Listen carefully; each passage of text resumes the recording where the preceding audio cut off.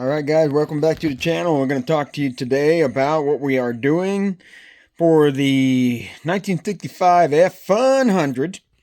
We're getting a radio put in there. I want to put the radio not in the dash, but instead up above into the ceiling. The reason why I want to do that is because years ago, you may have heard the story already, a 78 F-150 that I had.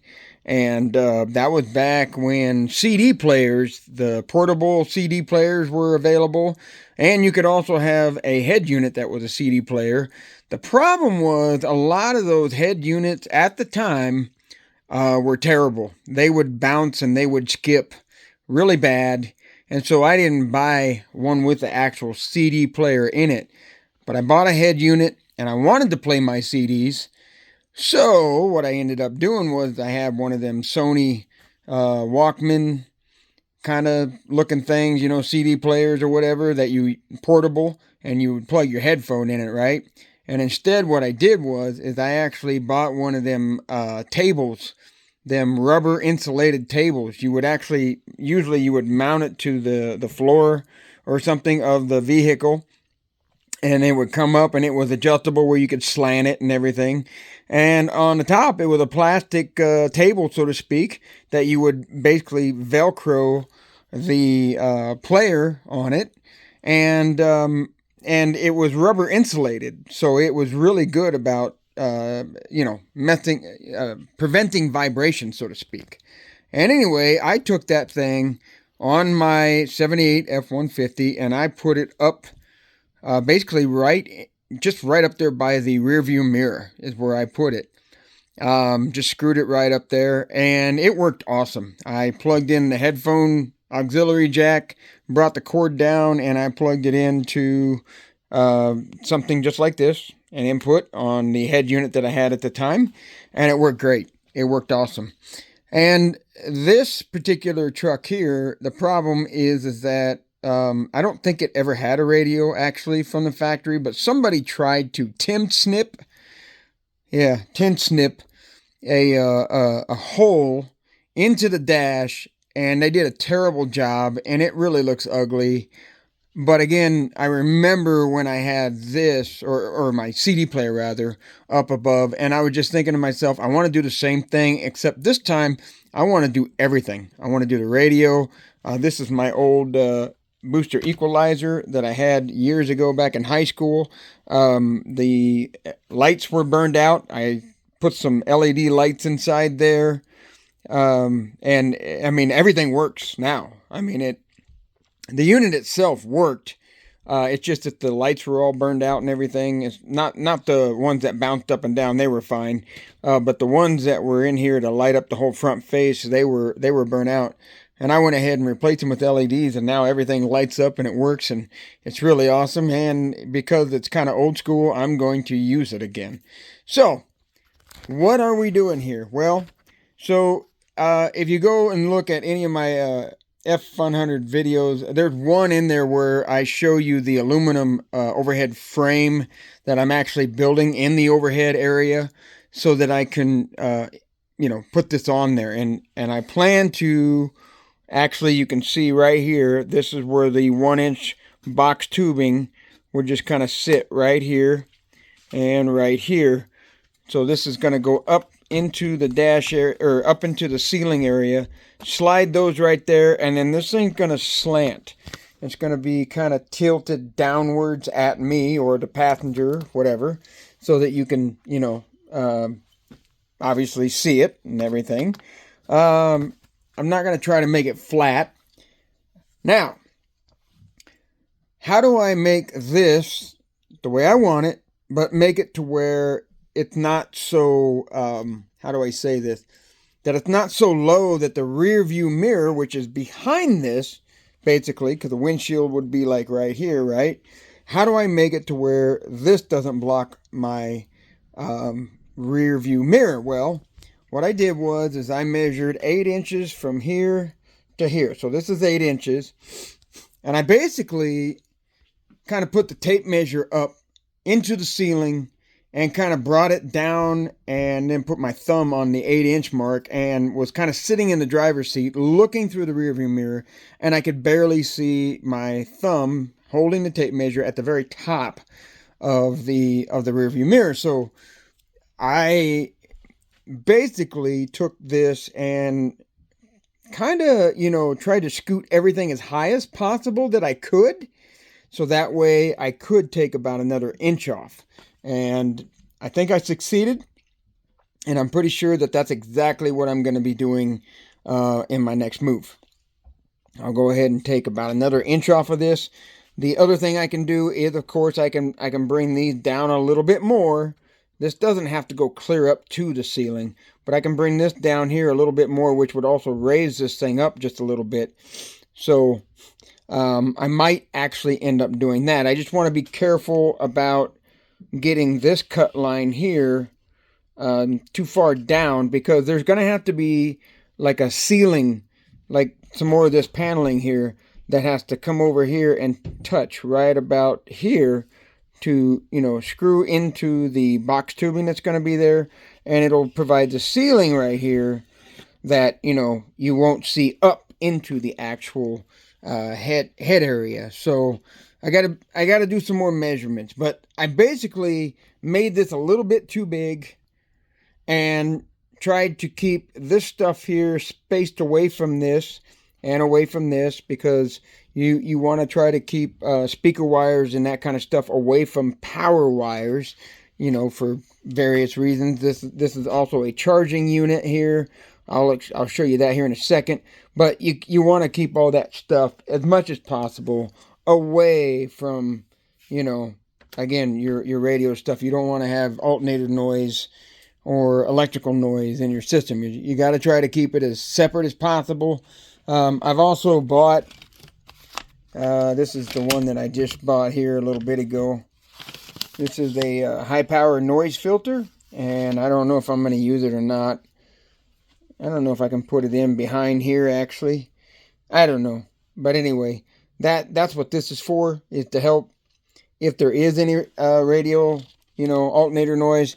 When I had this in my Nissan years and years ago, and back in high school, there was a very, very small alternator noise that it played over the speakers. It was very, very unnoticeable. Like you couldn't even notice it if the music was playing.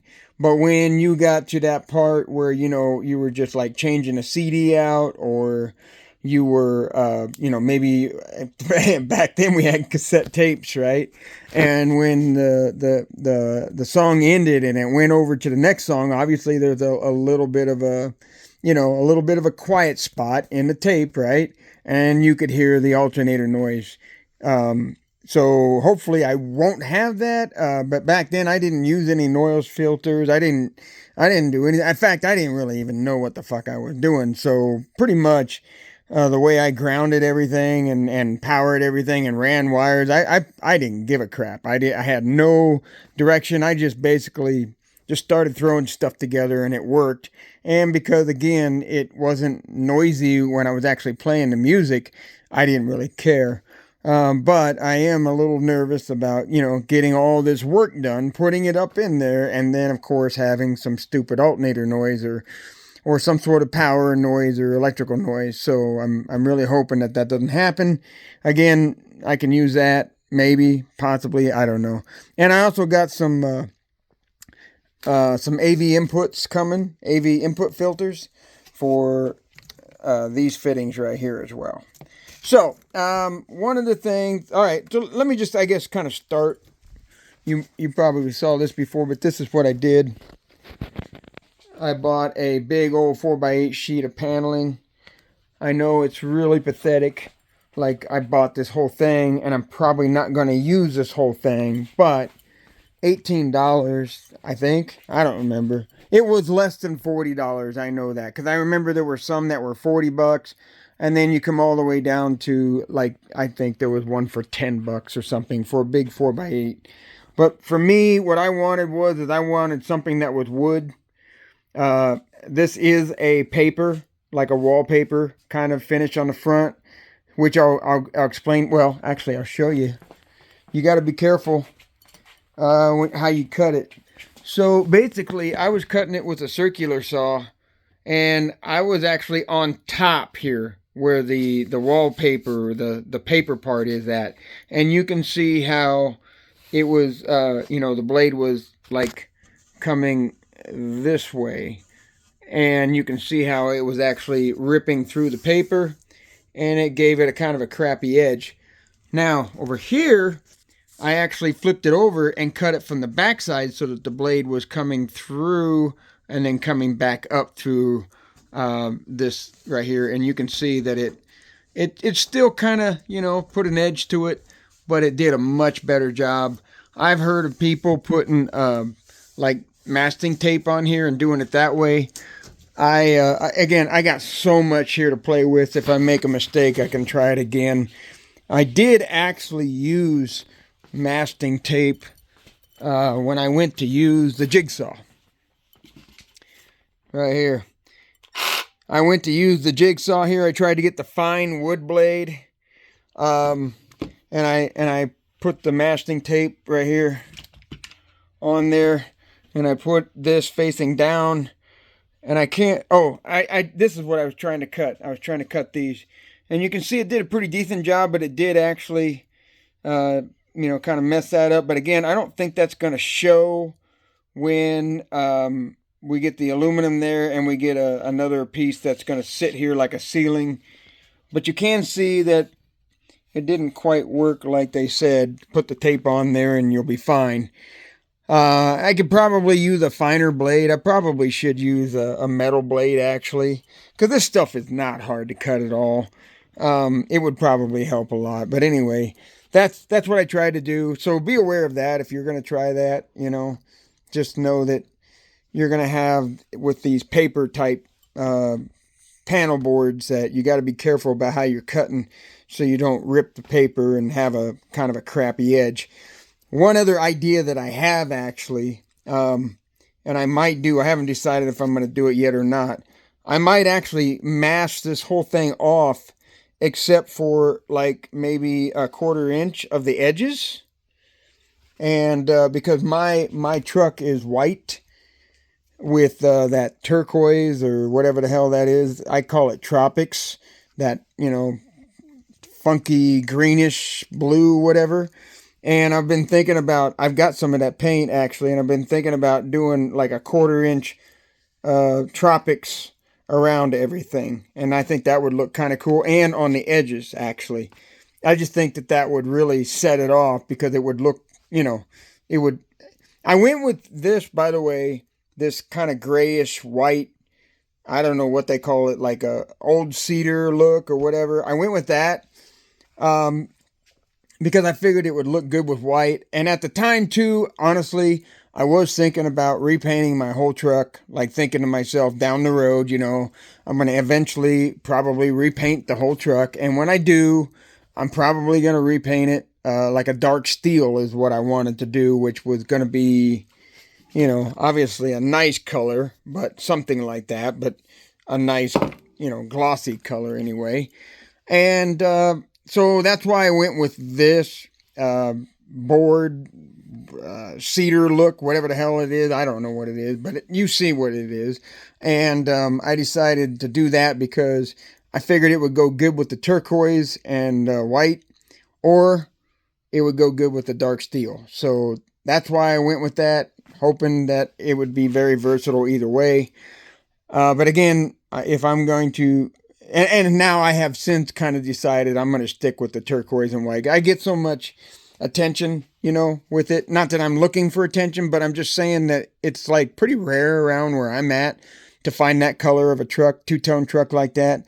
So, everybody will, if anything happens to it, people will be looking out for it. They'll notice it. They'll see where it's at. And also... it's just, I like the color. I really do. So I think I'm going to stick, I know I'm going to stick with the turquoise and white. So let's get into this now. So obviously the head unit, equalizer booster. This right here is a cover. It is a USB You can see two USBs in there, and you can turn it on and off, I guess. I think I'll just have it on all the time, and when I go to turn the switch on and off, the relays will actually, turn it on and off. But this is the window. This will be digital, and it will display the voltage. So right now, down below my dash, I had this little rectangular voltage meter that I had for my RC stuff. And I actually just took some double-sided tape and put it down there and hooked it in. And that's what I'm using for my voltage gauge right now, because when I went to the one-wire alternator, the alternator light on the dash does not work anymore, which it doesn't even show voltage anyway. But my point is that didn't work anymore, and I just kind of said to myself, hey, you know what? I remember I have that little rectangular voltage meter. Why don't I just put that there, and that'll tell me what the voltage is, as well as letting me know that the alternator is working. So that's what I did. But now, when I go to put this in, I'll take that thing back out and put it back over here. I think it was right over there in that little can right over there for the longest of time. And I'll throw it back over there and kind of keep it for something else, I guess. But yeah, this here will be my voltage gauge from then on. So that's what this one's all about. Two USBs, voltage gauge. I think, yeah, those are 3.0s, basically. So they're supposed to charge pretty good. Then I got this one here. This one is also two dual 3.0 USBs, also with an on-off switch. But it has the what do you call that? The USB-C, the C plug, which is basically, Android. And now, this one right here. And now Apple actually uses that in their little box or charger box or whatever that you get.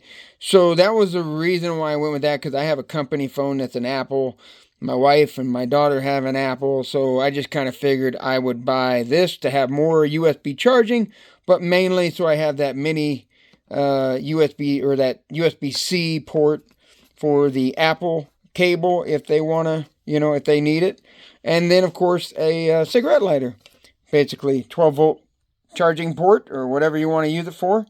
This one here. Now, okay, so you notice how I got red and I got red. And I couldn't find one of these, or at least I didn't look long enough to find a red one. But when you power this baby up, there's an LED light back in there that will red this whole thing up. So I'm actually thinking I might take this off just so that when I have it on, this thing lights up. But then again, you know what? I'm thinking, no, I'm going to leave it on there because, I don't want this red LED light kind of, obviously I'm going to be sitting over here, but still that thing will glow. And I just don't know if I want to have that thing kind of glowing when I'm driving at night. But anyway, just something to think about there.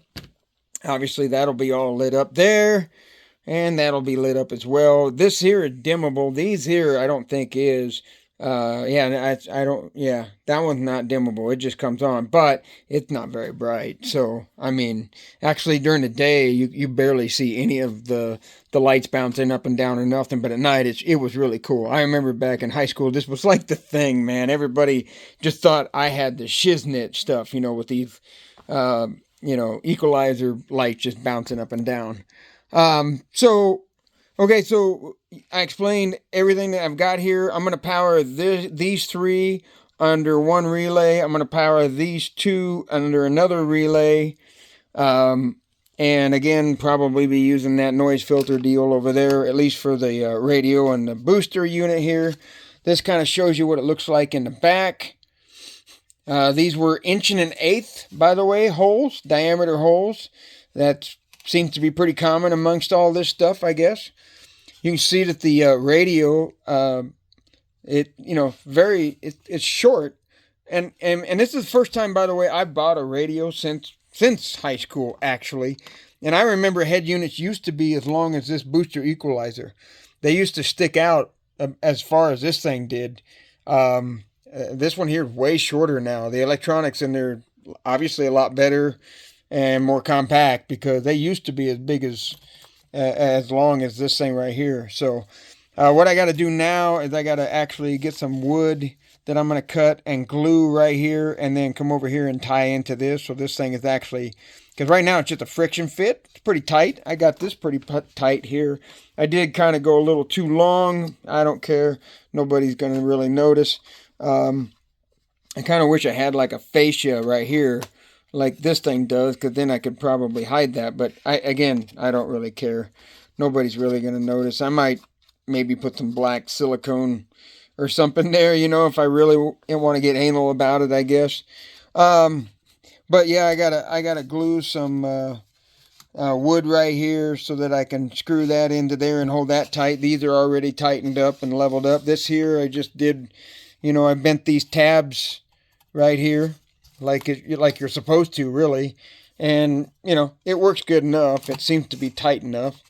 So that's what I'm going to do there. And so that's as far as I got tonight in regards to getting this stereo all set up and kind of cut in. I used the vacuum quite a bit. There was a lot of dust going on in here. I hate doing that here in the garage, but it is what it is. It's actually nice out right now. It's just kind of dark out, obviously. It's nighttime, but had a good time today with this, as far as it gave me a moment to concentrate on something really hard, and obviously gives me something that I want to do. And as far as getting my truck to where I've got a radio in it, because I love driving that thing. I just hate driving it with it doesn't have a headliner. It doesn't really the windows have no weather stripping. There's no weather stripping hardly on the doors. The thing is a rattly, wind noisy pile of shit. But it's my piece of shit, okay? And I love the thing as a piece of shit. And I would just like to get a stereo in there so that way I got some tunes, man.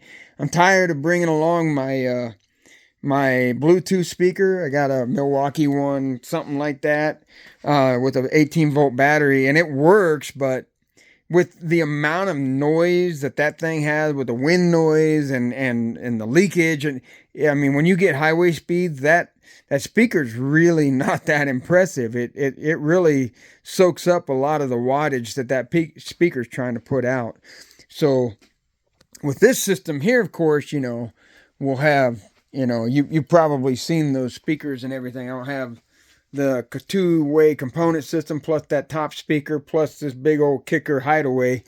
That one there itself is capable of 150 watts. So, that thing really ought to dance now. So, and and then I also, just so you can see, I use Sermos. Well, they used to be called Sermos, but now they're called Anderson power poles. So I put power pole connectors on there, just because I want to be able to. A lot of people, they basically take these wires and they use crimp connectors, and I was really actually on my way to doing that, and then I got to thinking, how stupid. I used to do that all the time, and it's all well and good, but why would you do that? Because, there have been several times I had to I took the radio and the speakers and all that out.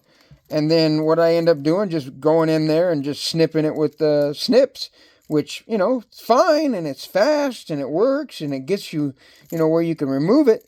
But why do that? And then next time you got to crimp it all back together.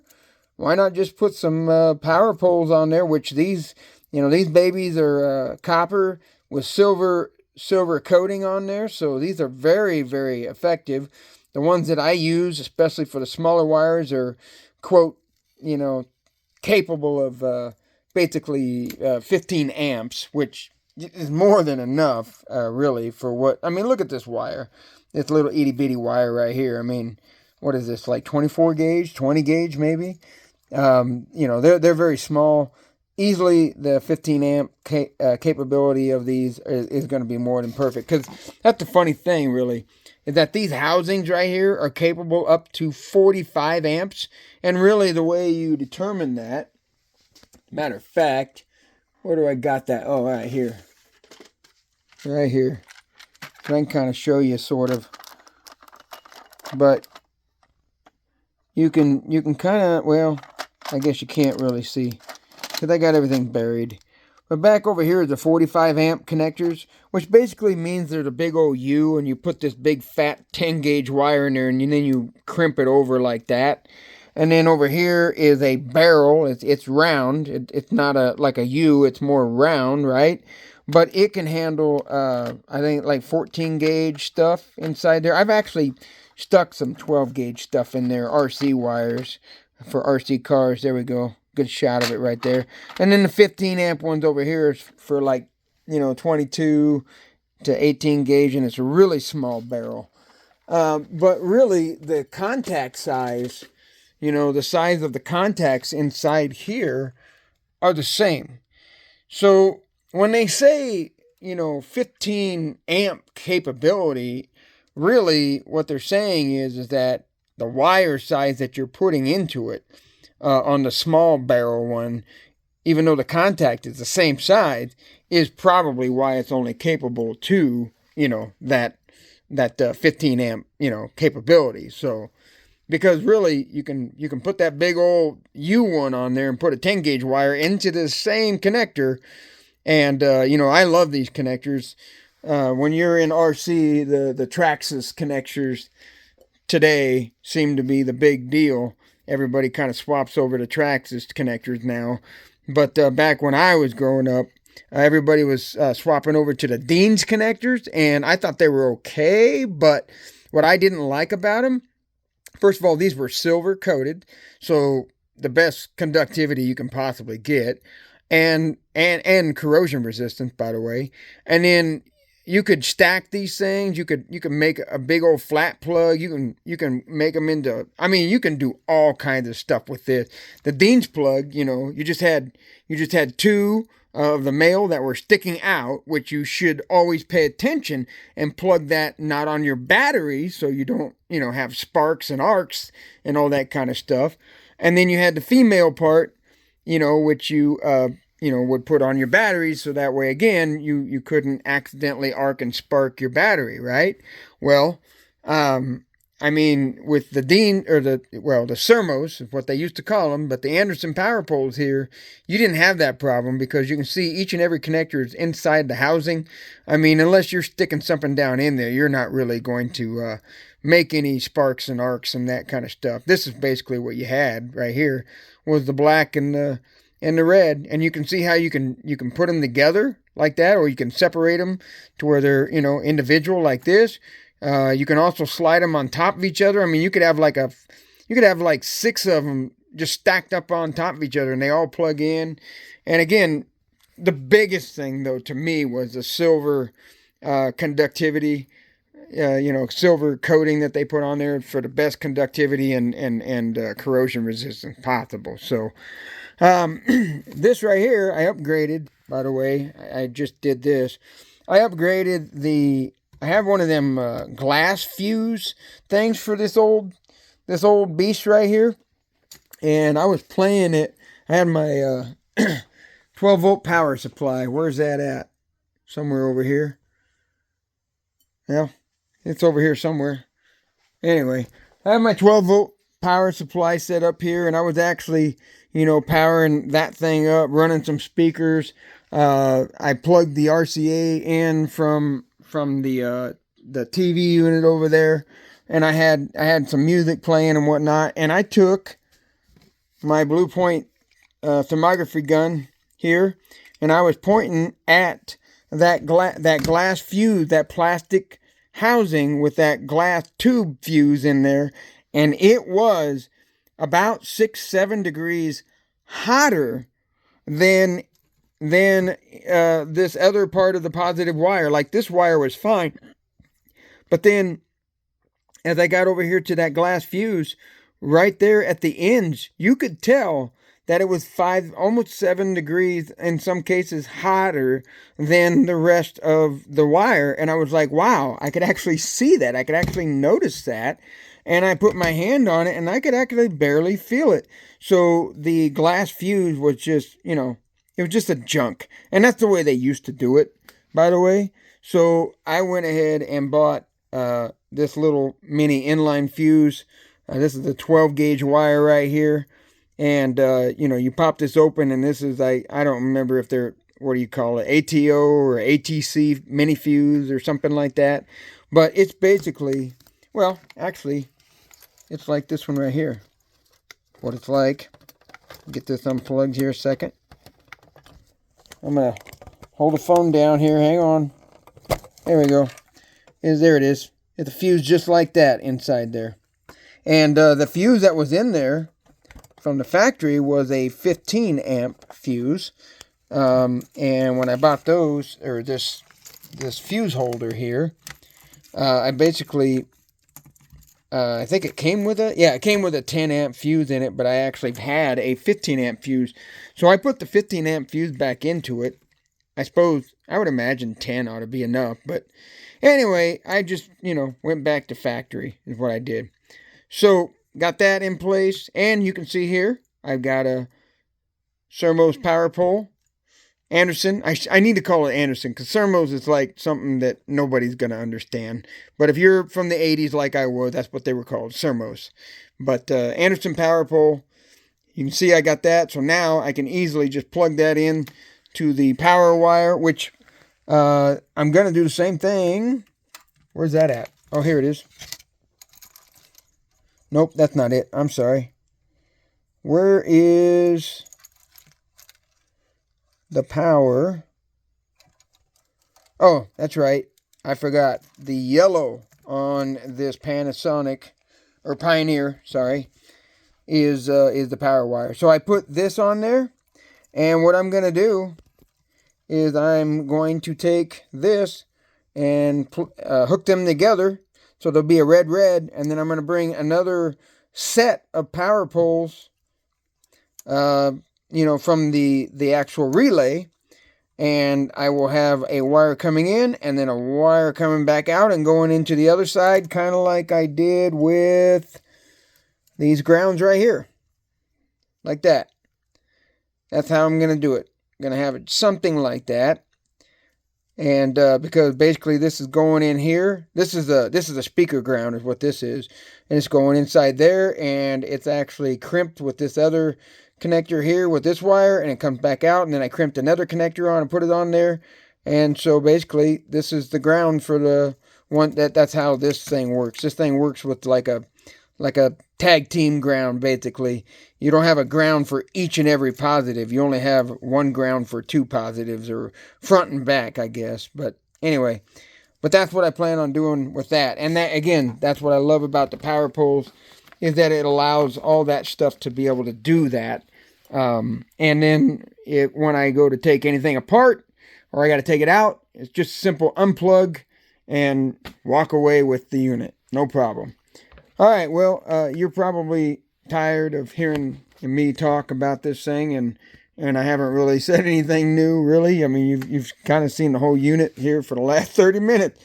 If you've hung on this long, I got to tell you, I'm impressed with you. So, like, subscribe, rumble. Just do that real quick. I promise I try to get better as I do this.